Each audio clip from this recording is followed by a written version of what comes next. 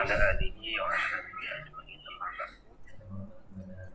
Yang terhormat kepada Pak Rizky selaku Direktur Sepakat, dan yang saya tandingi Ustaz Fasih selaku guru kita bersama, dan yang kami banggakan adalah karyawan dari Sepakat Jaya. Yang pertama-tama marilah kita banyak berpuji dan bersyukur kepada Allah Subhanahu wa taala karena berkat nikmat yang diberikan kita dapat menghadiri atau melaksanakan kajian rutin yang biasa dilaksanakan oleh perusahaan. Kedua, salawat serta salam tetap tercurahkan kepada baginda Rasulullah SAW, karena berkat kehadirannya beliau kita dapat memeluk agama Islam dengan tenang dan damai. Selanjutnya, seperti biasa kajian ini akan dipandu oleh Ustaz Fasih selaku guru kita bersama, dan alhamdulillah tema untuk kajian pada kali ini berkaitan dengan sholat, yang mana harapannya nanti dengan memperbaiki sholat itu kita dapat mengimplementasikan dalam kehidupan sehari-hari, terutama dalam Indonesia. Waktu dan tempat kepada Ustaz Fasih, kami silakan. Ya, terima kasih. Assalamualaikum warahmatullahi wabarakatuh. Bismillahirrahmanirrahim. Alhamdulillahirabbil alamin. Wassalatu wassalamu ala sayyidina Muhammadin wa ala alihi wa ashabihi wa alaina ajma'in. Amma ba'du. Yang terhormat rekan-rekan semuanya dari Sepakat Jaya dan semua yang bisa mengakses kajian ini. Alhamdulillah kita semua bisa bertemu kembali dalam sebuah majelis yang mudah-mudahan ya adalah majelis yang diberkahi, yang dilimpahi rahmat, karena ini adalah tugas ataupun kewajiban kita untuk senantiasa belajar, untuk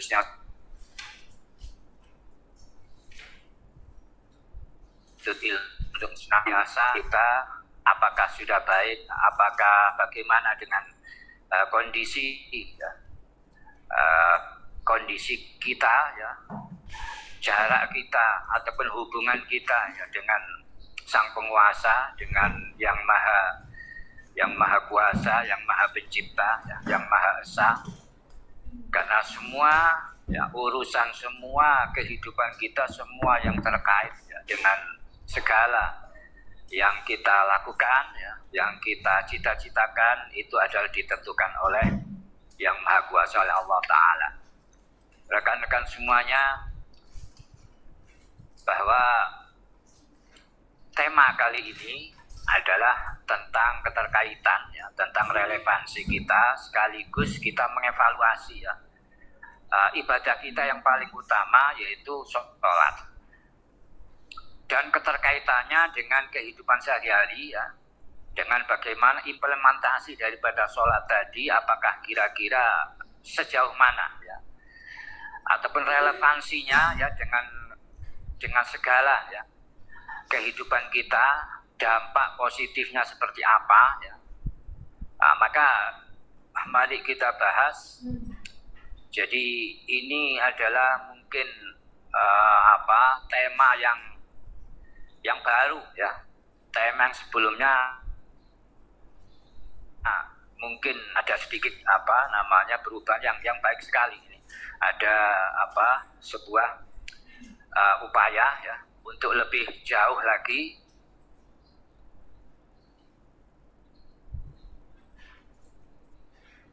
lebih menyentuh pada permasalahan yang paling mendasar ya, atau belum ya, tata cara ibadah kita, di mana kita itu diperintahkan yaitu agar mendirikan sholat, waqimus sholat ya. Kita diperintahkan untuk mendirikan sholat ya, tidak sekedar hanya melakukan, bukan alus sholat, lakukanlah sholat, tidak, tapi dirikanlah sholat. Artinya bahwa di situ ada sebuah konsekuensi bahwa rukun syaratnya harus betul-betul kita penuhi ya, aturan-aturannya itu betul-betul harus sesuai ya, dengan aturan mainnya, dan bagaimana dampak dari sholat itu terhadap diri kita, terhadap kehidupan kita, terhadap lingkungan kita. Itu adalah konsekuensi dari aqimus sholat tadi.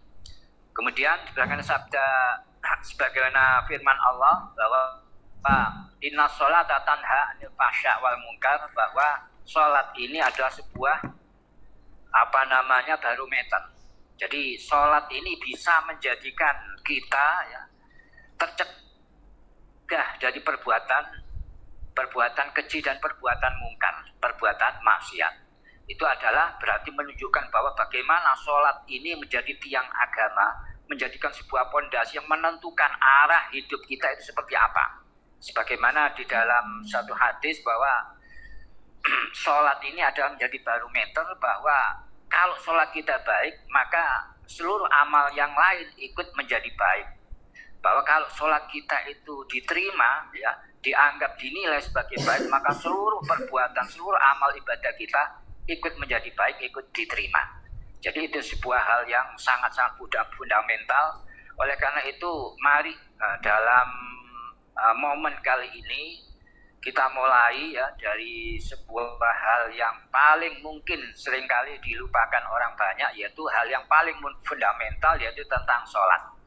Artinya kita juga akan mengevaluasi sejauh mana apakah pelaksanaan ya, apa kita mengimplementasikan sholat tadi ya, bagaimana rukun dan ya, syarat dari sholat yang kita lakukan itu apakah sesuai, sudah ada standar yang memenuhi kelayakan ya.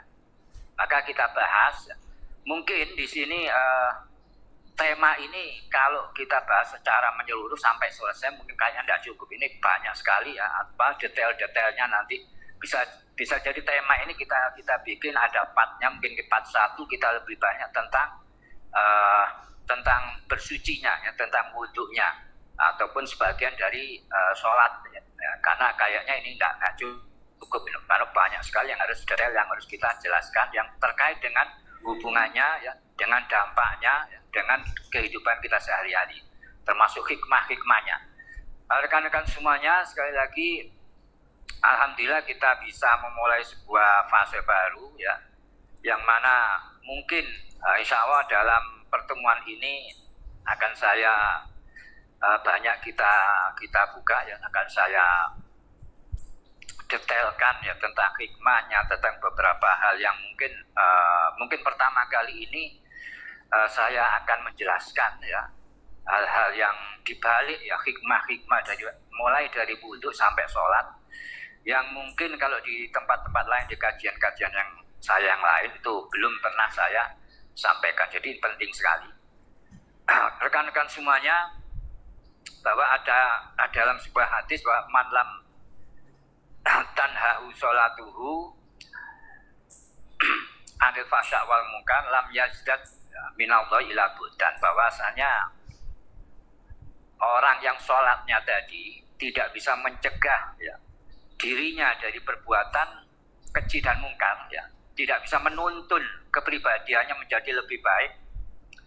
Apa yang terjadi? Maka yang terjadi adalah tidaklah semakin hari semakin tambah dekat dengan Allah, tidak, tapi justru semakin jauh dari Allah.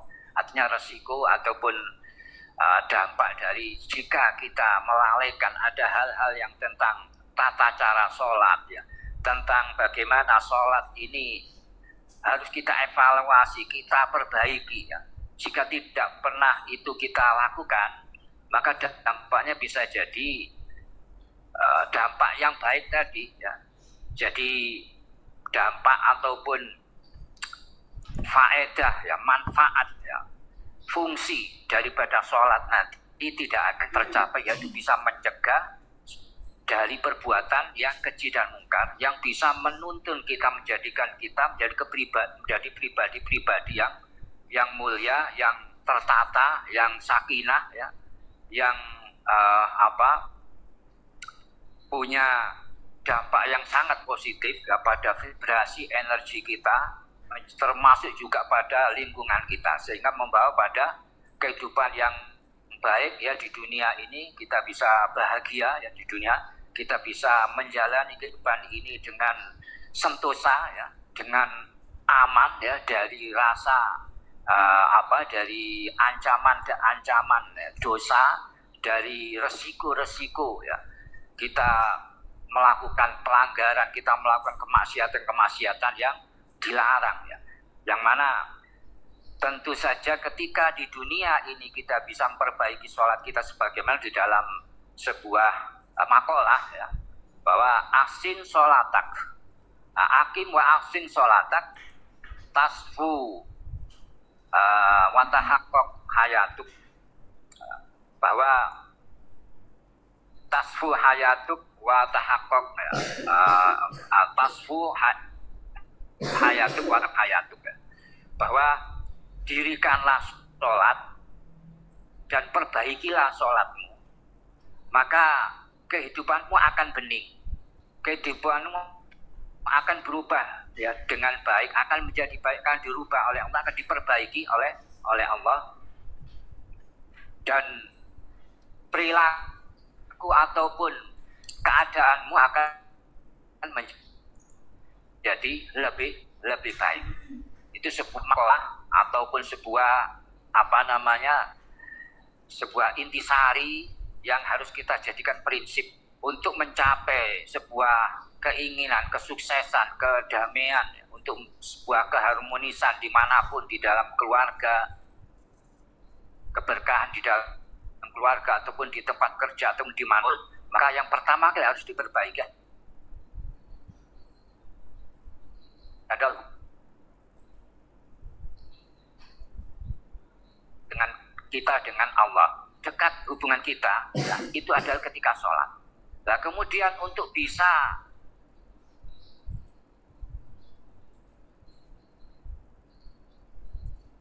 mendapatkan atau bisa kita itu melakukan sholat dengan baik, memang tidak wudu'ak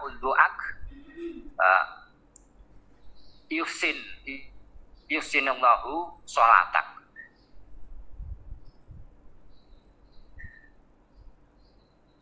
ataupun ahsinil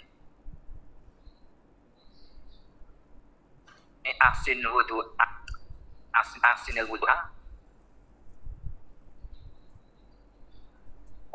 yuk ada sah. Jadi kalah kalau kita ibadah ataupun sholat kita,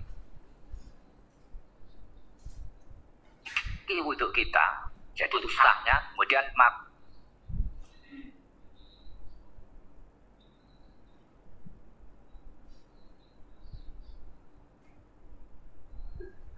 sholatak sinilahu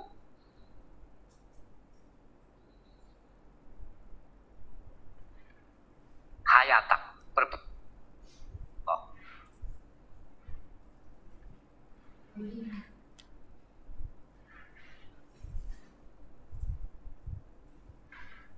suaranya Kak Menang.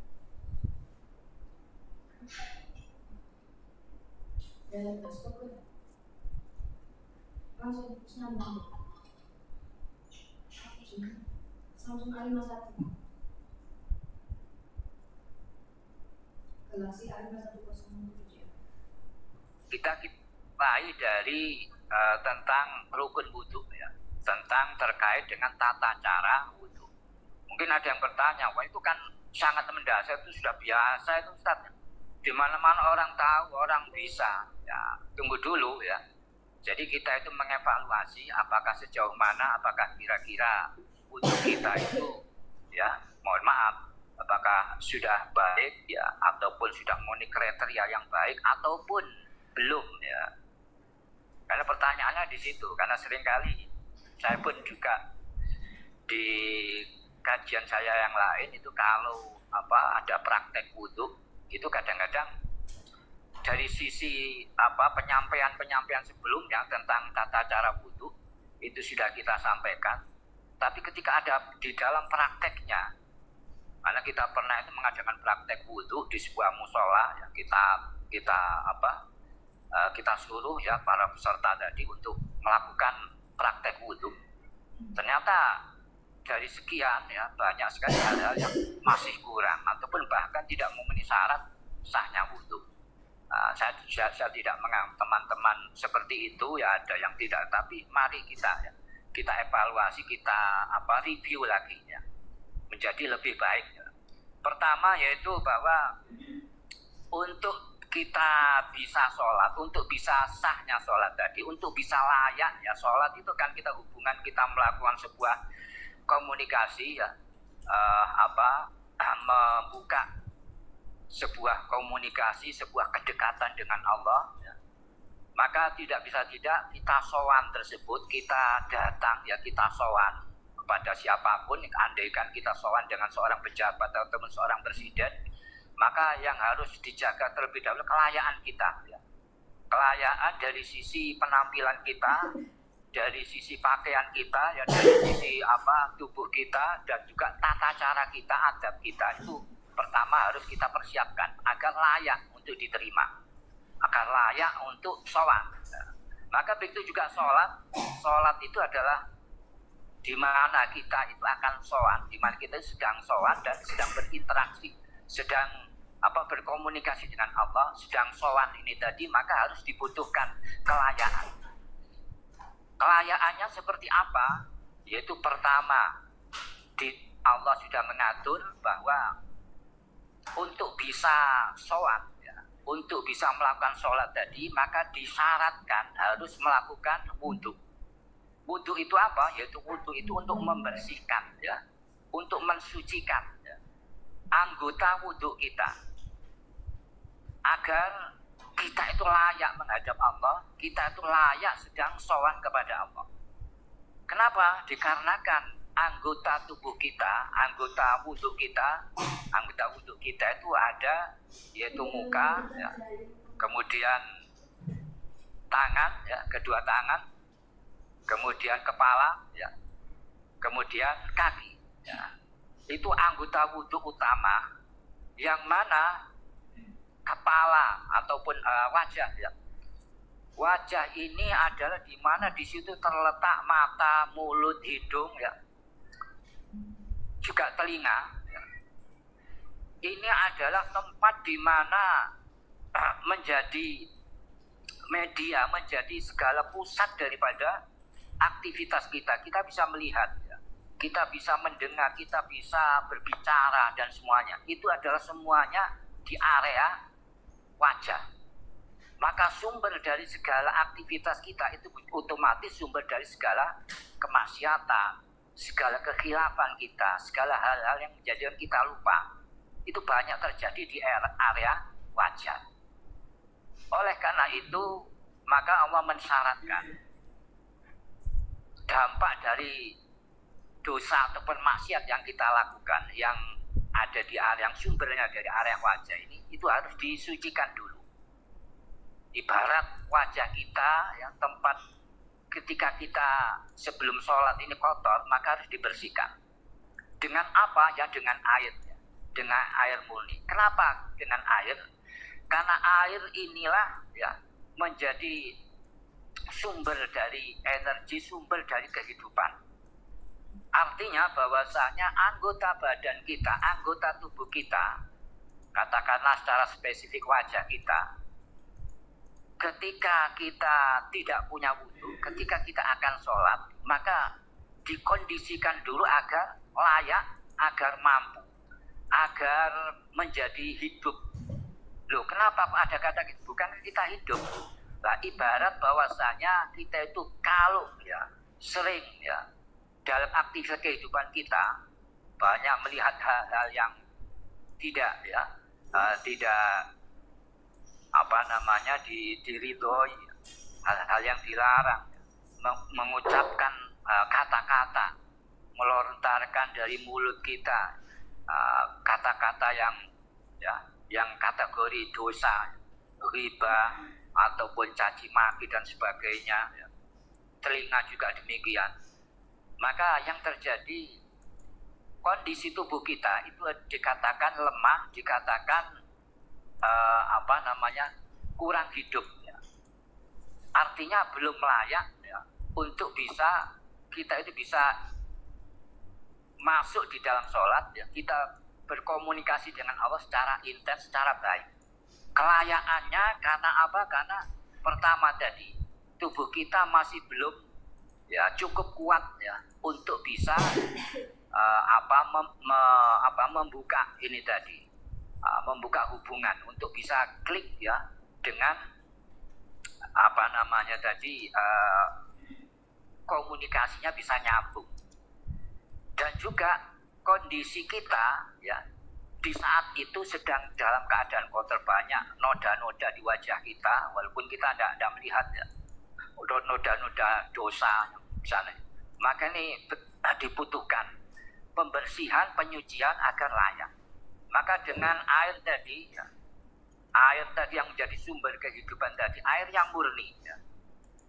Karena di dalam air tadi ada ruhaniyah istilahnya, ada energi positif, ada sesuatu energi yang luar biasa yang bisa menjadikan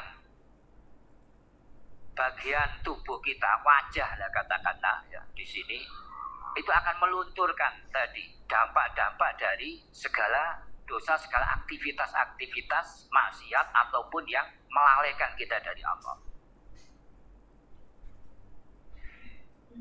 Akan tetapi sebelum kita melakukan ini wudhu tadi, sekali lagi yang pertama adalah rukun yang pertama ya, sebelum yang harus diperhatikan bahwa ada yang namanya niat. Jadi innamal a'malu binniyat. Jadi amal ibadah itu menjadi sah itu butuh niat ya. Jadi amal ibadah bisa sah jika diniati. Artinya apa? Bahwa kita wudhu tadi kita niat ya. Niat dalam hati. Niat apa? Niat menghilangkan hadas kecil. Niat berwudhu ya. Niat fardunya wudhu. Kenapa? Kalau tidak niat bagaimana? Tentu saja kalau tidak diniati wudhu ya tidak ada bedanya kita dengan orang sekedar basuh muka, istilah Jawa itu raup ya. Tapi dengan kita fungsi ya, niat itu kan untuk membedakan antara ibadah dengan yang non ibadah, sehingga kita niati dengan menghilangkan, dengan niat fardunya wudhu ataupun niat menghilangkan hadas, maka akan terjadi penyucian daripada hadas tadi, akan terjadi sahnya wudhu kita tadi karena sudah diniati. Beda halnya jika tidak ataupun tanpa kita niati, maka tidak akan ada bedanya dengan ketika kita raup dan sebagainya. Kemudian niat itu sendiri seperti apa ataupun tempatnya di mana, itu pertanyaan yang penting sekali. Bahwa tempat daripada niat itu adalah di dalam hati kita. Jadi yang namanya niat itu adalah pernyataan hati ya. Jadi kadang-kadang orang sering salah memahami bahwa niat itu ucapan, bukan. Ucapan itu adalah pengucapan niat ya, beda dengan niat. Niat sendiri itu adalah pernyataan di dalam hati kita. Itu pertama, tempatnya di dalam hati. Kemudian waktunya kapan kita niat ya. Waktunya adalah ketika berbarengan dengan pertama kali aktivitas ibadah itu kita lakukan. Jadi sekali lagi bahwa waktunya adalah ketika pertama kali aktivitas ibadah itu dilakukan. Kalau wudhu berarti niatnya tadi adalah ketika bersamaan ya. Bersamaan dengan ketika kita membasuh wajah, ketika air tadi menyentuh wajah kita, maka hati kita nyatakan ya, istilah Jawanya kemerentek ya, melakukan pernyataan di dalam hati, saya niat menghilangkan hadas kecil ataupun saya niat fardunya wudhu. Itu kita nyatakan ketika air menyentuh pertama kali wajah kita. Ini apa? Yaitu untuk membedakan tadi, fungsinya membedakan dengan raup, biar itu bernilai ibadah. Jadi sesuatu walaupun kita lakukan ya sesuai persis ya sama dengan wudhu, tapi tidak ada pernyataan di dalam hati niat tadi, maka nilainya bukan nilai ibadah ya, tidak ada bedanya dengan yang dalam bahasa Jawa itu raup tadi ya. Hanya sekedar basuh muka. Jadi walaupun tata caranya persis sama dengan wudhu, maka tidak bernilai wudhu. Artinya ibadahnya tadi akan bermasalah, tidak dianggap sebagai ibadah yang sah. Kemudian rekan-rekan semuanya, jadi karena ibadah itu butuh niat Jadi yang pertama kali kita lakukan yang bersamaan yang harus kita lakukan sekali lagi adalah ketika air menyentuh muka kita, kita niatkan kita ke merentangkan tadi.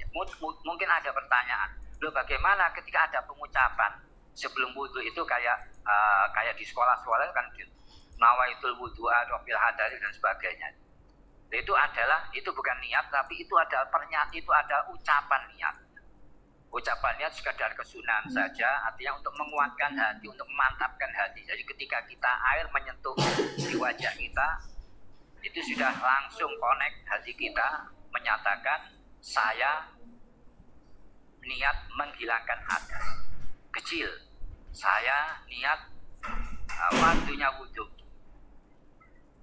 Kemudian yang dinamakan wajah, wajah ini tadi, jadi batasan wajah mulai di tempat tumbuhnya rambut dari atas ke bawah sampai di dagu, kemudian dari secara melintang dari telinga satu ke telinga yang lain. Ini harus terbasuh semua, harus terkena air semua.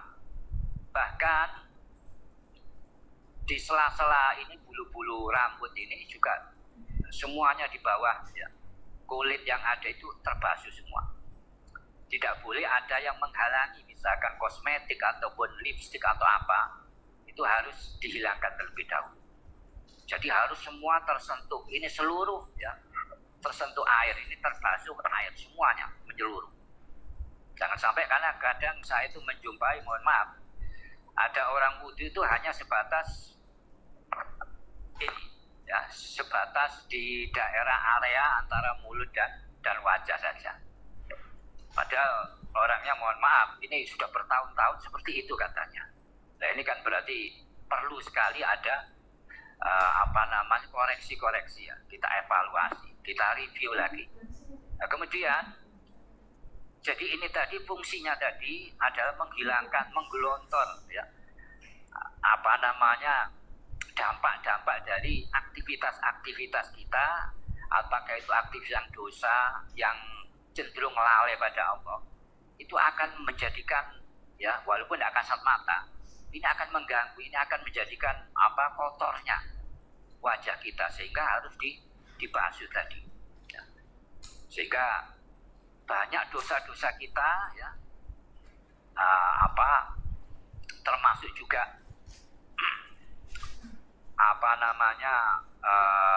sisa-sisa ya, kotoran-kotoran itu akan, kotoran-kotoran bukan kotoran yang kasat mata tapi ya, dari dampak daripada maksiat dan dosa kita itu akan ikut terbersihkan, ikut tergelontor. Kemudian ini yang wajah. Kemudian yang kedua, kita membasuh tangan. Kenapa kok tangan dibasuh? Jadi hikmahnya adalah karena tangan inilah banyak aktivitas kita ya, yang menggunakan kedua tangan ini ya, yang mana cenderung seringkali dalam kehidupan kita itu banyak aktivitas yang tadi ya, yang maksiat, hal-hal yang bertentangan dengan aturan syariat dari tangan kita. Apa saja? Misalkan kalau sekarang kadang-kadang lebih cenderung mulut mungkin tidak dominan. Kita sering ngetik ya, kadang isinya memfitnah ya, kita ikut menyebarkan tadi ya, fitnah yang di medsos, caci maki ya, ujaran-ujaran kebencian, itu kan juga tangan juga yang melakukannya. Maka betapa banyak kemaksiatan yang dilakukan walaupun mulut kita kadang tidak bergerak ya, tidak mengucapkan, tapi terwakili oleh tangan, ataupun juga tangan dalam aktivitas-aktivitas yang menyakiti orang lain secara fisik. Maka perlu sekali ya, agar layak menghadap Allah ya, agar layak kita itu ibarat kita akan menghadap seorang raja, seorang presiden, maka harus bersih anggota-anggota. Jangan sampai kita itu menghadap pada raja, pada presiden tadi, terlihat anggota badan kita kotor, penampilan kita itu ya tidak layak untuk menghadap pada presiden tadi. Begitu pula kita menghadap pada Allah, maka kotoran-kotoran dampak daripada maksiat yang ada di tangan kita tersebut itu kita bersihkan dengan air tadi. Kita itu secara rata mulai ya, dari seluruh ya, dari ujung jari sampai pada siku-siku ya, pada siku kedua siku ini kita bersihkan, kita basuh ya. Dan tidak ada satupun kulit ini yang tertinggal. Jangan sampai ada sesuatu yang nutupi kulit kita ataupun kuku kita, yang mungkin ada kuteks ataupun mungkin cat atau apa yang ada pada kulit yang menghalangi air sampai pada kulit. Jadi seluruhnya menyeluruh itu terbasuh. Sehingga hadas kecil yang ada tadi di wajah dan di tangan sekarang sudah hilang.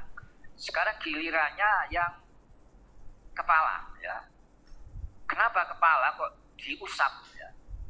Nah ini hikmahnya kenapa? Karena kepala ini sumber adalah tempat dari kesombongan kita, itu ada pada kepala. Pikiran-pikiran jelek kita itu ada pada kepala. Maka kita usap agar sifat-sifat sombong tadi itu bisa hilang dengan diusap tadi. Artinya minimal berkurang. Dari situlah maka kelayakan kepala ini kita ajak untuk sowan kepada Allah, maka akan bisa terpenuhi. Sehingga dosa-dosa kesombongan kita, pikiran-pikiran jelek kita, suudzon kita dan sebagainya itu bisa digelontor dengan usapan tadi. Jadi ini luar biasanya kemampuan atau potensi ataupun energi yang ada pada air murni tadi. Kemudian selanjutnya yaitu rukun selanjutnya yaitu membasuh kedua kaki. Membasuh kedua kaki. Jadi mulai dari di atas mata kaki ya. Itu kita basuh sampai pada di bawah sela-sela jari-jari kaki, di bawah kuku-kuku kaki kita, termasuk tadi di tangan tadi ya, lupa. Jadi di kuku-kuku, di bawah kuku tangan itu jika ada kotoran itu harus dihilangkan ya, agar air ini bisa sampai di bawah kuku kita. Begitu juga di kaki, tidak ada kotoran yang menghalangi ya. Di kukunya dibalik, di bawah daripada jari-jari, sela-sela jari-jari kaki kita itu kita bersihkan, kita basuh semua. Ini adalah anggota-anggota wudhu yang harus kita bersihkan. Kenapa kok kaki? Nah, kaki ini adalah penopang utama dari tubuh kita. Artinya aktivitas dari tubuh kita melangkah kemana, kita melangkah pada kemaksiatan ataupun yang menjadi penopang utama dari aktivitas kita itu adalah kaki.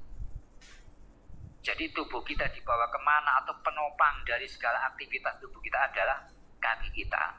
Maka ketika kaki kita itu kita bersihkan dari unsur-unsur maksiat tadi, maka bisa menjadikan kuatnya kaki ini, menjadikan hidupnya kaki ini, dan sekaligus layaknya kaki ini untuk diajak menghadap Allah, sekaligus berdampak pada seluruh tubuh. Karena kakinya menjadi penopang seluruh tubuh, maka otomatis seluruh tubuh kita akan bisa terdampak ya. Jadi energi ataupun vibrasi positif dari kaki tadi karena sudah dibersihkan dari unsur-unsur negatif ya, unsur-unsur maksiat, maka vibrasinya akan menyeluruh pada seluruh tubuh kita sehingga menjadi ada vibrasi positifnya. Maka inilah kenapa orang yang punya wudhu ya itu punya vibrasi yang luar biasa.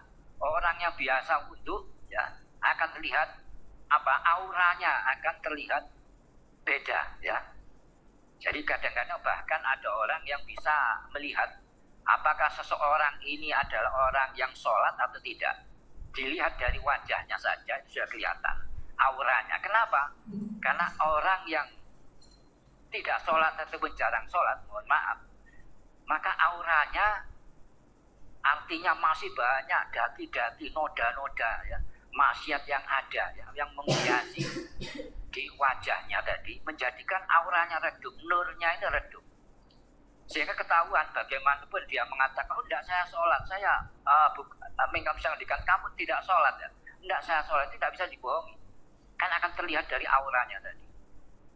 Oleh karena itu, jadi kenapa kita diperintahkan untuk wudhu tadi? Jadi banyak hal diantaranya itu hikmahnya, maka kita layak tadi ya, kita mematutkan diri ya karena kita akan menghadap pada Allah. Kemudian kita membersihkan ya dosa-dosa kita, karena setiap hari minimal 5 kali ya sehari kita itu berwudu, maka dosa-dosa kita terus akan dibersihkan terus, sehingga auranya akan semakin baik, dan dampaknya vibrasi energinya itu akan baik. Kenapa? Dikarenakan energi negatif tadi yang karena dampak maksiat tadi itu akan berpengaruh ya pada seluruh sistem ya, energi dalam tubuh kita. Jadi secara zahir batin akan ada sedikit masalah ya ketika kita jarang ya membersihkan diri dengan wudu. Maka dengan wudu ini tadi maka banyak hal ya. Jadi karena vibrasinya begitu positif, maka kenapa orang yang punya wudu ini sulit, katakanlah itu istilah orang Jawa itu santet, sulit untuk masuk pada orang yang punya wudu. Karena apa? Karena vibrasinya luar biasa. Dan juga orang yang punya wudu tersebut ya, ini malaikat itu senang ya, akan lebih dekat, akan lebih connect dengan lingkungan malaikat. Kemudian juga tadi ada kelayakan tadi ya, punya energi positif sehingga layak untuk masuk, untuk sowan kepada Allah. Jadi itu tadi adalah karena kita menggunakan air tadi, air murni. Jadi air yang masih murni. Bahkan ini ada beberapa, sebagaimana Imam Abu Hanifah, para aulia itu sampai oleh Allah diperlihatkan ya. Seseorang yang habis wudu akan terlihat tetesan air yang menetes dari wajahnya atau dari anggota tubuhnya. Itu akan terlihat seberapa keruh ya, seberapa menjijikkan atau seberapa baunya ya, seberapa menyengat baunya, seberapa menjijikkan penampakannya. Itu adalah karena faktor dari dosa-dosanya. Jadi ketika seseorang pernah terjadi di dalam sebuah kitab itu, Imam Abu Hanifah menjumpai seorang pemuda yang mana dari tetesan air yang menetes dari habis wudhu tadi itu terlihat begitu menjijikkan ya. Dan di situ terlihat bahwa ada bekas ya dosanya tadi, ya maksiat yang dilakukan itu jenis apa. Itu beliau sampai tahu, sehingga beliau langsung menasihati, wahai pemuda, kamu jangan berani-berani sama orang tuamu. Sampai tahu. Karena apa? Karena dilihat dari tetesannya tadi itu keruh sekali, yang menunjukkan bahwa dosanya itu jenis tipologi, jenis berani sama orang tua. Ataupun dari orang yang suka minum dan sebagainya, itu akan terlihat. Jadi menjijikkan, keruh baunya, yaitu karena kita tidak kasat mata. Bagi orang yang dibuka hijabnya, para wali, akan bisa terlihat. Makanya itu dari sekali lagi bahwa manfaat ataupun fungsi dari wudhu itu luar biasa. Jadi bisa membersihkan seluruh unsur-unsur negatif dalam diri kita menjadi sebuah energi yang positif, jadi vibrasi yang positif dan layak tadi untuk sowan kepada Allah. Nah, kemudian ini sudah hampiran ya. Nah, mungkin untuk pembahasan masalah sholat kita bisa sambung ke part berikutnya ya. Kita akan bahas masalah sholat sedikit saja ya. Jadi ketika kita sudah layak untuk masuk pada sholat ya, di mana bahwa sekali lagi aqimis sholat tadi, aqimus sholat, dirikanlah sholat. Itu berarti kita perbaiki ya, kita betul-betul sudah melakukan syarat ya untuk sholat tadi, yaitu wudhu, sudah betul-betul kita lakukan. Nah, kemudian kesunahnya kalau bisa ditambahkan yaitu dengan membersihkan, mengusap telinga ya dengan air. Karena telinga itu juga sumber daripada segala yang masuk ya pada diri kita, menjadikan kita itu mendengar hal yang negatif ataupun apapun dari sumber penerimaan informasi kita, yang menjadikan kita kadang menjadikan suudzon, menjadikan kita itu benci dengan seseorang, yang marah, kita punya dendam dan sebagainya. Itu biasanya sumbernya diantaranya yaitu karena penerimaan informasi tadi melalui telinga ataupun juga mata, selain mata ya. Kemudian juga sebelum berwudu, sebelum kita membasuh muka itu ada juga kesunahan, yaitu kita berkumur ya.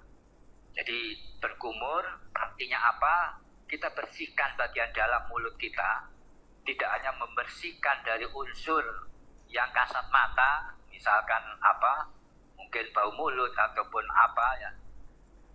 Nah ini adalah termasuk ini tadi membersihkan, karena mulut ini adalah pusat daripada segala dosa ya, dosa lewat lisan tadi, maka kita bersihkan ya, unsur-unsur maksiatnya. Tapi ini sunnah ya.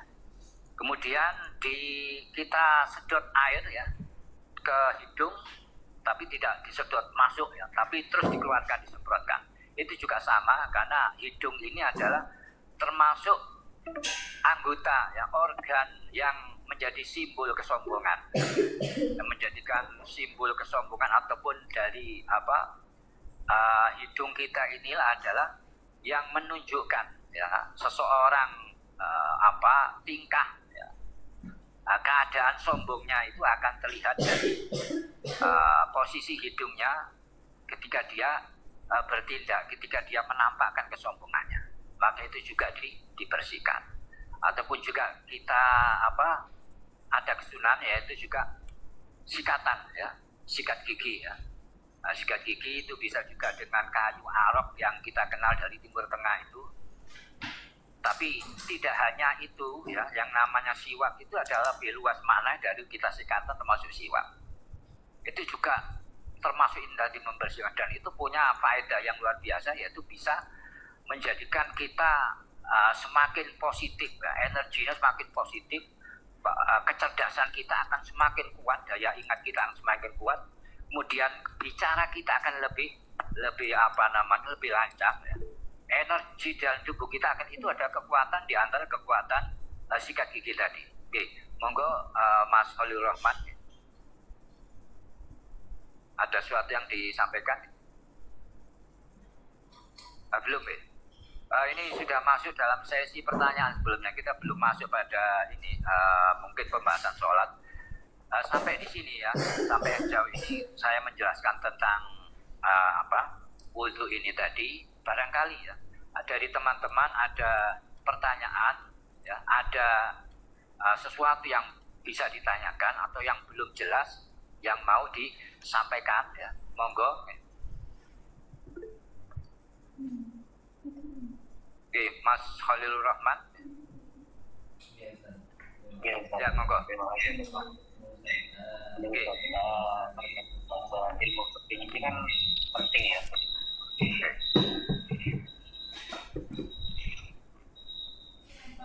Halo, ya. Suaranya terdengar ya? Ya, jelas. Ilmu fikih ini kan penting ya, Ustaz, karena Ya. dengan ilmu fikih ini kita bisa belajar tentang masalah ubudiyah. Ya. Terus ini kan harapannya nanti fikih ini bisa dipraktekkan, terutama kayak sholat itu, dengan berbagi sholat ini kita dapat mengimplementasikan sholat itu dalam sehari-hari, terutama dalam dunia kerja ya. Berkaitan dengan wudhu itu, ada beberapa yang agak saya itu masih kurang dari segi keilmuan, masih kurang.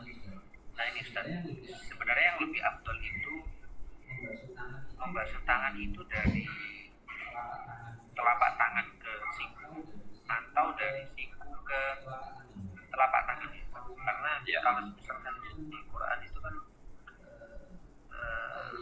wa idiyakum minal marafiq, jadi dari tangan ke siku, tapi kenyataannya itu kan banyak dari teman-teman itu yang dari siku ke telapak tangan itu afdolnya yang mana gitu? Ya. Atau ada beberapa dari kitab yang bisa disampaikan gitu? Ya. Jadi ini masalah afdoliyah. Jadi membasuh tangan. Pertama yang terbaik itu memang kita tidak mencelup ya di kolam ya, tapi dari tetesan air ya, dari air yang mengalir. Dan itu yang didahulukan adalah yang bagian dari jari dulu, baru ke ya, dari jari dulu baru ke ini siku ya. Itu yang terbaik, yang paling afdol. walaupun juga tidak masalah ya dari atas dulu, dari siku dulu ke bawah. Artinya itu bisa dilakukan yang afdal tadi itu jika air tadi adalah mengalir ya, dari pancuran, dari keran ya, katakan demikian.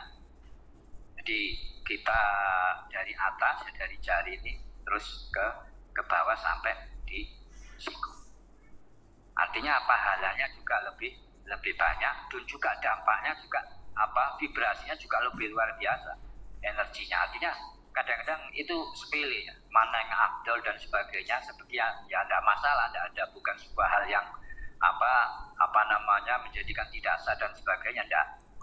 Tapi dari sisi tadi ada yang ini tadi, perbedaannya kan luar biasa dari si energinya tadi.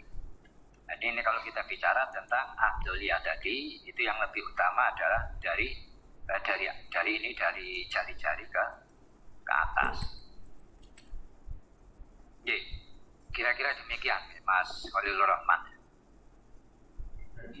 Berarti lebih ini ya, dari telapak tangan ke siku ya, yang lebih afdal. Ya, ya. Walaupun juga tidak masalah ya. Sebaliknya tidak masalah. Ya, monggo teman-teman yang lain. Mungkin ada sesuatu yang belum jelas, mari ya.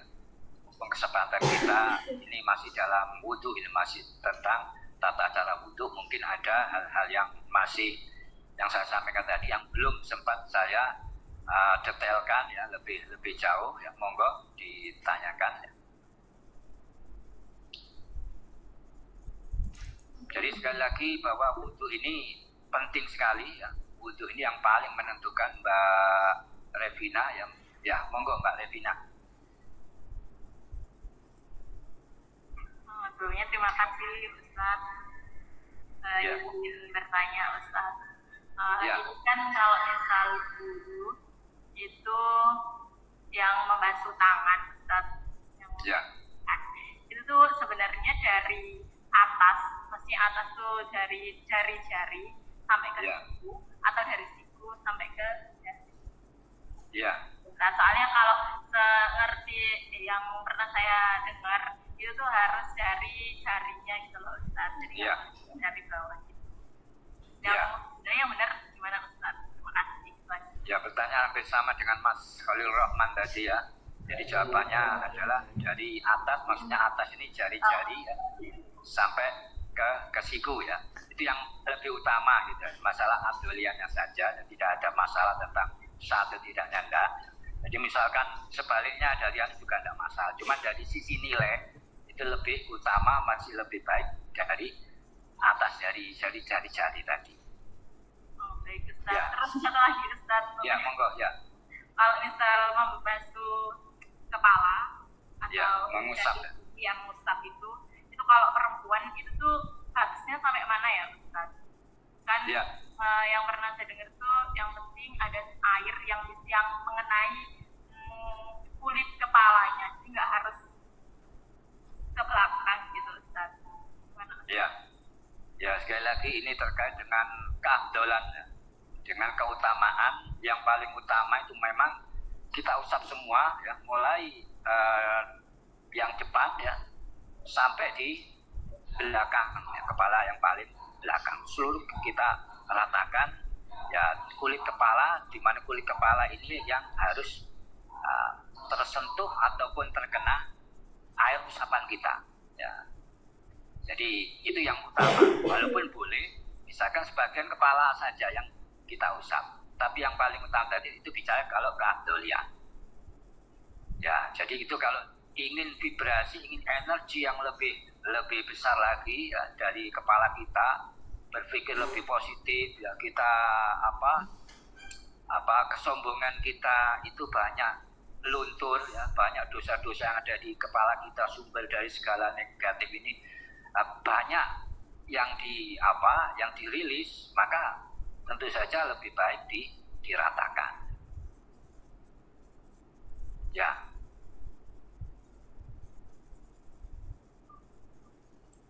Baik Ustaz. Ustaz, Ya. ini boleh nggak? Ya, mari ya, monggo. Kalau misal yang bagian telinga, bukan telinga sih, muka, itu tuh batasnya Ya. sampai ke belakang telinga Pak Ustaz. Tidak. Ya. Jadi yang muka itu adalah yang namanya muka itu yang kita berhadapan dengan kita bicara ya, berhadapan yang terlihat oleh kita saling melihat ya wajah kita dengan teman kita misalkan, itu berarti area tadi dari atas ke bawah itu antara yang tempat tumbuh rambut tadi ya itu sampai di dagu, kemudian dari telinga satu ke telinga kanan ke telinga kiri itu secara melintangnya itu batasan dari wajah. Kalau di belakang telinga itu tidak termasuk bagian dari wajah. Ya. Baik Ustaz, terima kasih. Ya, sama-sama. Ya, monggo masih ada waktu. Mbak Redvia, ya monggo. Ya, ini bertanya Ustaz. Iya. Untuk zaman sekarang kan untuk perempuan itu ketika berkegiatan pasti pakai nikab Ustaz kebanyakan. Ya. Ya. Makam itu kan macam-macam ya Ustaz. Ya. Untuk wudu, apakah tetap sah jika kita itu pakai produk makeup yang diklaim itu bisa nyerap air? Apakah dalam kondisi seperti itu tuh makeupnya tetap harus dihapus? Ya gitu. Ya, jadi ini tentang make up. Apakah benar klaim bahwasanya make up itu bisa menyerap air secara maksimal misalkan ya? Artinya menyerap air secara keseluruhan ya. Tidak sebagian yang menyerap air, karena bisa jadi klaim itu kita belum jelas klaimnya itu seperti apa ya, detailnya apakah walaupun menutup hampir seluruh wajah kita dan diklaim itu air itu akan bisa masuk ya. Itu masuknya apakah 100% masuk pada permukaan yang tertutup tadi ya, atau enggak ya. Oleh karena itu untuk lebih menjaminnya memang cermin juga memang agak berat juga, karena kita harus menghapus dulu ya. Makeup kita bersihkan dulu wudu, sehingga setelah wudu kita makeup lagi, setelah itu kita wudu lagi, memang agak repot. Nah itu tadi klaimnya tadi itu sejauh mana kebenarannya itu, maka kita perlu hati-hati juga. Takutnya ya, tadi ada yang tidak sampai. Kenapa?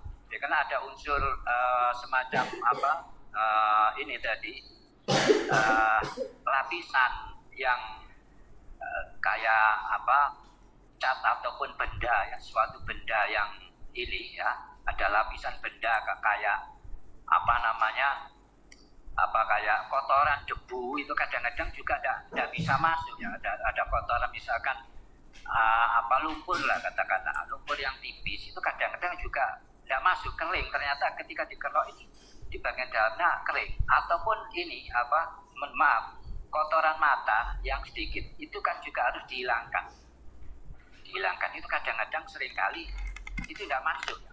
Air itu tidak masuk, makanya itu lebih hati-hatinya memang ya kita harus bersihkan ya. Nah, saya sendiri juga tidak tahu sejauh mana klaimnya itu bisa sampai. Kalau memang betul-betul 100% bisa ya mungkin tidak masalah kita ada sisa-sisa yang masih belum terbasuh ya, tapi air bisa menyerap, mungkin tidak masalah. Cuma saya sendiri tidak paham ini tentang klaim tadi ya, apa kebenaran demikian. Tapi ya memang itu tadi itu satu hal, kita repot harus selalu hapus dan kita bermake up lagi ya, mungkin agak repotnya di situ. Tapi dari sisi tadi ya, kalau ditakutkan tadi ya, ada make up hal-hal yang menutupi ini kulit tadi, ternyata air tidak bisa meresap ke dalam. Monggo, barangkali ada tambahan mungkin yang saya sampaikan itu masih belum jelas, monggo. Ya baik Ustaz, bisa dipahami. Ya. Terima kasih. Ya, sama-sama.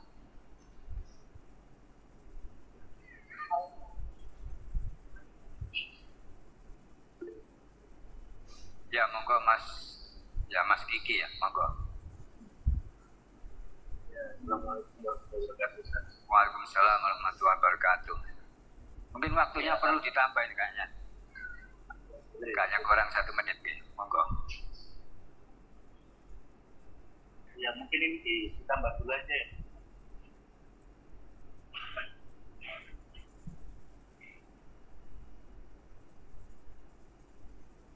Nah, mungkin ditambah dulu.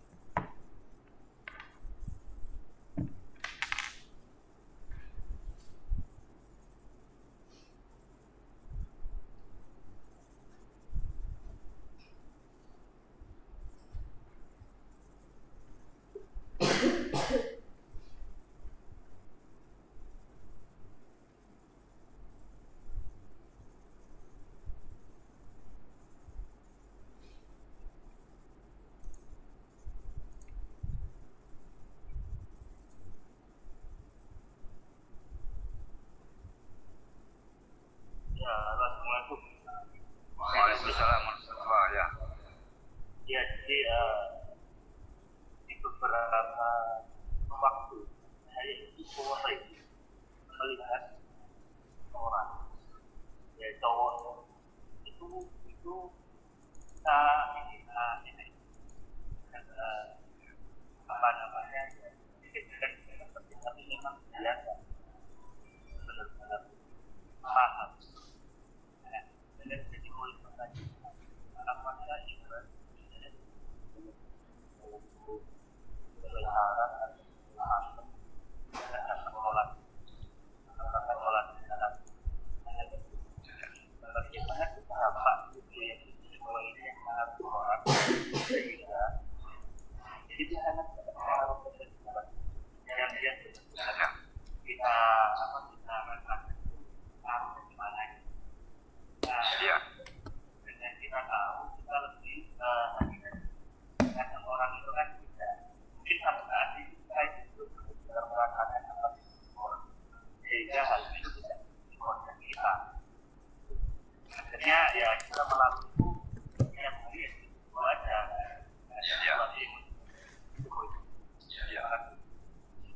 Ya, terima kasih, pertanyaan menarik. Jadi sekali lagi bahwa vibrasi positif dari sholat tadi. Jadi sholat ini adalah sebagaimana makalah ya tadi di awal bahwasanya akim wa asin sholatak yusinullahu hayatak wa yusinilahu hayatak atau halatak, bahwa dirikanlah sholat dan baguskanlah sholatmu, maka Allah akan membaguskan kehidupanmu, akan merubah kehidupanmu menjadi lebih baik. Artinya apa? Dampaknya luar biasa.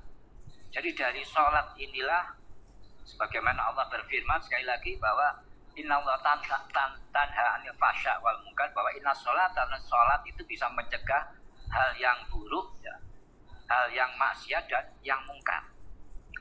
Artinya apa? Bahwasanya sholat ini akan membentuk sebuah kepribadian yang diinginkan ya, di dalam ya, tatanan bermasyarakat, tatanan agama. Jadi dibentuk awal mulai dari sholat. Karena dengan dari sholat inilah tadi dikatakan mulai wudhunya. Jadi sholat itu bisa dikatakan hakim mendirikan tadi, yaitu bahwa dari rukun ataupun syaratnya harus dipenuhi. Artinya rukun sholatnya yaitu wudhunya itu harus betul-betul benar ya.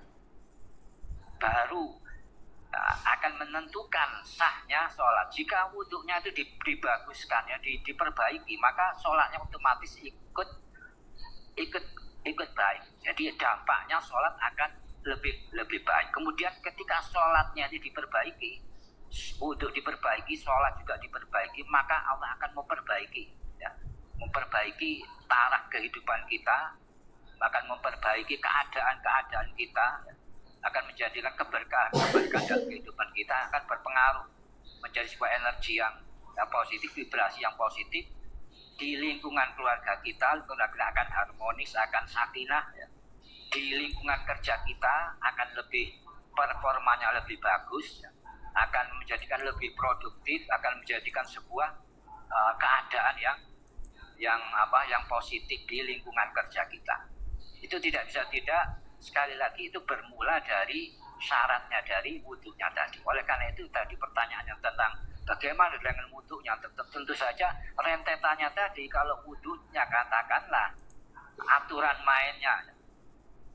Jadi wudhu yang benar itu tidak bisa bisa diaplikasikan. Maka yang terjadi ya dampaknya rentetan sholatnya tidak akan baik, sholatnya tidak akan sana. Mohon maaf. Jadi bisa apa yang dilakukan sholatnya selama ini kalau wudhunya ya tidak sesuai, tidak memenuhi syarat, tidak sesuai dengan rukun wudhunya, otomatis sholatnya pun bermasalah. Ketika sholat bermasalah, hidupnya juga bermasalah. Energi vibrasi, dan vibrasinya juga akan vibrasi negatif. Itu kalau di dalam bahasa agama, vibrasi negatif kan negatif unsur-unsur setan. Artinya frekuensinya frekuensi rendah.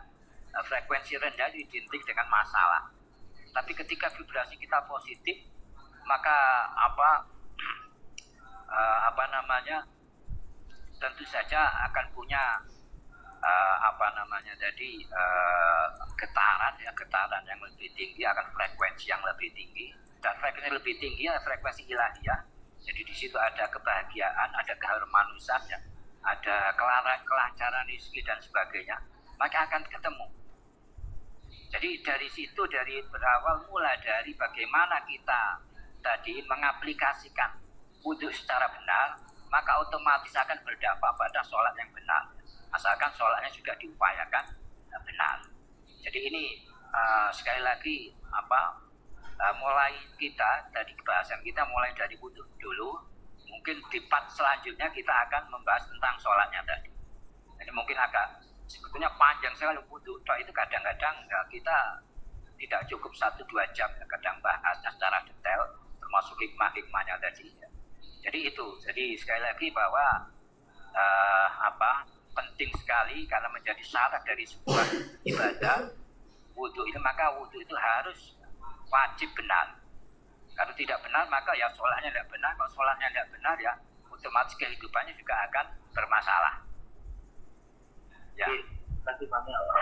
Jadi memang mungkin selama ini tuh sholat cuma dibuat raja ya, bukan jiwa. Jadi kalau saya drama observasi dan budaya akan edukasi itu kan sebenarnya juga bagian dari zeroing proses, jadi proses pembersihan diri, sehingga kita ketika sholat ya itu rasanya memang benar-benar bisa konsentrasi.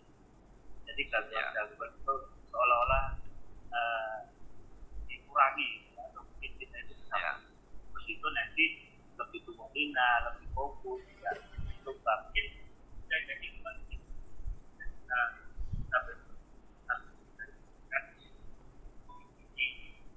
Biasanya kita hati-hati dan apa yang kita lakukan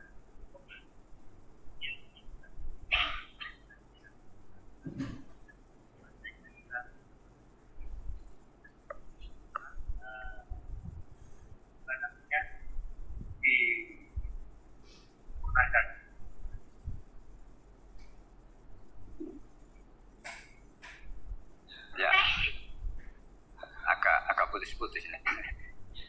Jadi intinya itu tadi bahwasanya yang berawal dari wudhu ini harus kita perbaiki.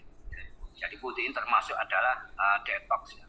Detox segala racun-racun, segala noda-noda maksiat, noda-noda hal yang menjadikan kelayakan tubuh kita, energi tubuh kita, vibrasi positif tubuh kita tidak muncul. Padahal yang dibutuhkan ketika seorang sholat, maka harus dalam kondisi jiwa dan raga ini hidup dalam arti layak, ya, untuk bisa menjalin, untuk connect dengan Allah. Kalau tubuh ini tidak hidup, maka sulit untuk khusyuk, sulit untuk bisa terkait dengan bagaimana kita connect-nya ini bisa sambung. Dan juga sekali lagi bahwa kelayakan tadi, kotoran-kotoran dan tukan setiap kita wudhu tadi akan mendetoks, ya, akan membersihkan dari unsur-unsur yang maksiat, unsur-unsur yang cenderung melupakan Allah tadi. Maka semakin akan menjadikan diri kita semakin bersih 5 kali sehari, akan menjadikan aura kita akan semakin positif, dan ini akan menjadikan juga aura yang positif juga di keluarga, di lingkungan yang lain, ya. Jadi ini termasuk bagian daripada desain. Allah itu mendesain kita yaitu untuk beribadah. Jadi ma khalaqtul jinna wal insa illa liya'buduni, bahwa aku mendesain, aku menciptakan jin dan manusia tadi didesain untuk beribadah. Maka manual kita, ya, kalau kita beli kendaraan, beli sesuatu barang elektronik ataupun kendaraan, itu kan ada manualnya, manual dari produsennya. Begitu juga kita, itu manualnya adalah agar kita tercapai tadi menjadi orang yang beribadah, ya, menjadi orang yang beribadah kepada Allah. Desainnya tadi itu bisa terpenuhi tadi tujuannya. Maka manualnya itu harus kita ikuti, yaitu dengan tadi manual, dengan wudhu yang benar, dengan sholat, ya, mendirikan sholat yang benar. Karena disitulah yang akan tercapai, yaitu menjadi manusia yang paripurna, manusia yang dekat dengan Allah, ya. Karena kedekatan kita dengan Allah, dengan memperbaiki hubungan kita dengan Allah, maka Allah akan memperbaiki seluruh aspek dalam kehidupan kita, entah di keluarga atau di tempat kerja. Jadi permasalahan seringkali itu yang menjadikan masalah. Banyak orang mengeluh, saya itu kadang-kadang seringkali orang itu keluhannya itu kadang-kadang disalahkan orang lain. Tapi sebenarnya intinya itu bahwasanya katakan kita berkeluarga, ya, sebagai cermin dari pasangan kita, ya. Kadang-kadang orang itu mengeluh, ini gimana Ustadz, istri saya begini dan sebagainya. Itu sebetulnya juga gambaran. Jadi cermin dari pasangan kita, ya kita sendiri. Kalau ingin melihat apakah seperti apa perilaku kita, seperti apa akhlak kita di hadapan Allah, maka disitulah dari pasangan kita itu seperti itulah, ya, gambaran cerminannya. Artinya apa? Kalau kepingin cermin kita, gambar cermin di kita itu bagus, maka kita perbaiki hubungan kita dengan Allah.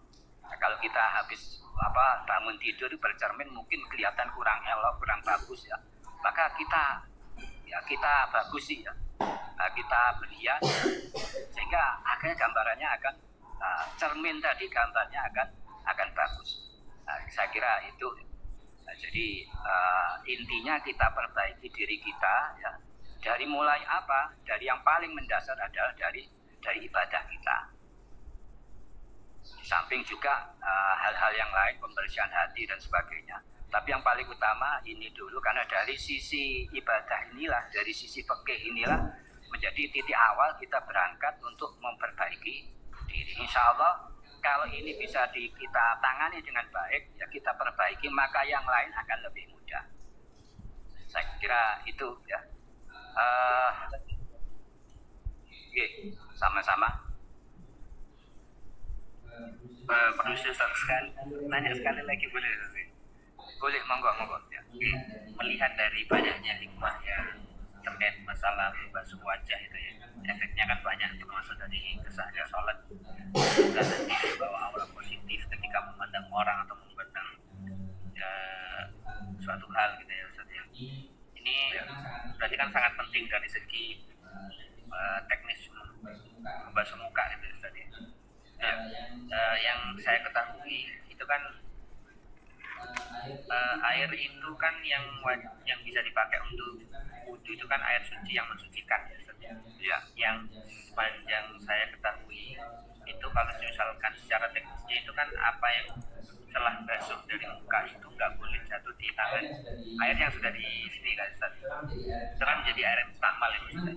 Cuman beberapa kali itu saya pernah seliweran bahwasanya air yang basuh dari wajah itu jatuhannya itu ketika nggak sengaja di sini itu nggak apa-apa.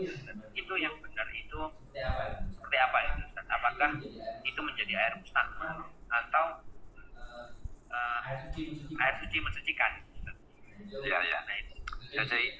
Jadi intinya ya mohon maaf mungkin ini nanti kan baterai saya mau habis nih ya. Jadi mungkin sedikit ya saya sampaikan, nanti bisa kita lanjut yang di Jabri saja ya. Ataupun mungkin di kesempatan yang lain. Jadi intinya begini bahwa ketika bekas basuhan ini ya jatuh katakanlah di wadah daripada tempat kita berwudu, maka yang terjadi bahwa ada kotoran-kotoran, ada bekas ini tadi ya, ada hadas ya, ada dosa-dosa maksiat yang luntur ya. Yang tadi di kacamata orang ahli kasab akan terlihat bahwa air itu sangat keruh. Nah sekarang ukurannya menjadi air mustakmal yang tidak bisa menghilangkan hadas tadi itu ada toleransi, ada ukurannya sejauh mana, seberapa parah ya. Jadi kalau hanya beberapa tetes, katakan begini, itu diimajinasikan kita itu punya timba di hadapan kita, air satu timba ke air sedikit, kita basuh wajah kita, ada yang netes, mungkin beberapa tetes. Tapi kalau hanya beberapa tetes yang masuk di timba tadi, itu ya secara perkiraan ya, diimajinasikan itu kotoran ya dari noda-noda dosa kita yang keruh tadi. Ini kalau secara pengaruh terhadap penampakan ya air tadi, pengaruh dari kondisi air tadi, kalau hanya berapa tetes ini tidak dianggap mustakmal. Tapi kalau itu besar ya katakanlah banyak sekali yang jatuh, maka ini kategorinya ibarat itu tadi ada kotoran-kotoran, ada hal-hal yang menjijikkan ya dari dosa-dosa kita yang bercampur di dalam air timah yang sehingga tidak layak untuk ya dipakai wudhu, tidak bisa menjadikan hilangnya hadas kita, tidak bisa mensucikan ya hadas kita ataupun dosa-dosa di bagian tubuh kita yang lain. Artinya dari sisi tadi intinya bahwasanya ada kadar, ada ukurannya sampai seberapa. Kalau hanya seberapa tetes itu bisa dikatakan tidak menjadikan mustakmal ya. Tapi kalau sampai banyak ya, katakanlah itu menjadikan air itu dari penampakannya, dari warna dan baunya sudah sangat-sangat tidak layak tadi karena saking banyaknya yang jatuh, maka berarti itu dikatakan mustakmal tadi. Ya kira-kira demikian. Mas Rahman. Ya nanti lagi kalau ada pertanyaan lagi ya dilewat ya, mungkin ini kurang sedikit sekali baterai saya mau habis ya. Kira-kira ya mari ini tentang ini tadi jangan dibatasi hanya di lewat forum ini saja ya, dari forum pertemuan jarak jauh ini, dari kamera ya, bisa juga melalui WA ya, melalui tulisan yang saya sangat mengharapkan ya, dari teman-teman ada pertanyaan itu, karena ini penting sekali tentang masalah ibadah dan yang lain sebagainya. Mohon ini tadi ya, kita bisa terus terus menjalin tukar pikiran ya, saling memberikan input ya, karena penting sekali. Jadi kita itu jangan sampai hari demi hari ataupun tahun demi tahun ya itu tanpa ada, kalau bisa itu ada terus, setiap hari ada tambahan ilmu baru, ada input baru ya, agar semakin diri kita semakin baik ya, vibrasi kita akan semakin baik, sehingga performa dimanapun juga akan menjadikan semakin baiknya, semakin positifnya, semakin keberuntungan juga peluangnya akan semakin besar. Saya kira itu yang mungkin karena sudah mau habis, mungkin bisa saya tutup dengan doa saja ya. Mudah-mudahan apa yang kita bahas ini memberikan ilmu yang manfaat, memberikan keberkahan bagi kita semua. Bismillahirrahmanirrahim. Alhamdulillahirabbil alamin wassalatu wassalamu ala sayyidina Muhammadin wa ala alihi washabihi wa alihi ajmain. Amma ba'du, fallahumma ya dzal fadil azim wa ya dzal karamil amin wa tawaddal alaina wa akrimna jami'an bihalil afwi wal maghfirah wal rahmah was salamah wal ridha was sa'adah wal karamati was siyadah wal izzati wal barakati was istiqamah wal majdi was sidqil jamil wa khatimati sa'adah was khatimah wal aqibah was sihah wal afiyah zahiran wa batinan fid dunyal akhirah wal fawzi wal falah wan najat fi kulli hal wa bima tasya'u minan na'im. Allahumma ya Allah anta dzul fadlil azim wa anta dzul karamil amin wa tafaddal alaina wa akrimna bi biharil ulumin nafi'ah bihari ulumin nafi'ah bihari ulumin nafi'ah wal a'mali sholihatil maqbulah wal amwalil katsiratin nafi'atin ukhra wa darajatil ula wa bi husnil jami' matalibil hasanah wal usilaikal qulubi minka bi jaya habibika wa nabika sulkal karim sayyidina wa nabiyina wa syafi'ina bi iznika Muhammadin sallallahu alaihi wasallam. Rabbana hab lana min azwajina wa min dzurriyyatina qurrata a'yun waj'alna lil muttaqina imama. Rabbana zalamna anfusana wa lam taghfir lana wa tarhamna lanakunanna minal khasirin. Rabbana atina fid dunya hasanah wa fil akhirati hasanah wa qina azabannar. Wa sallallahu ala sayyidina Muhammadin wa ala alihi washabbihi sallam. Subhana rabbika rabbil izzati amma yasifun wa salamun alal mursalin walhamdulillahi rabbil alamin. Tafsirul Fatihah.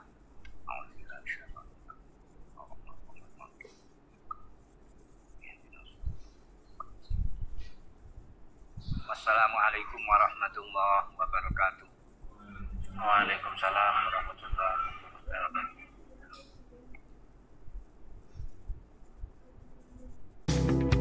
Si paling autentik.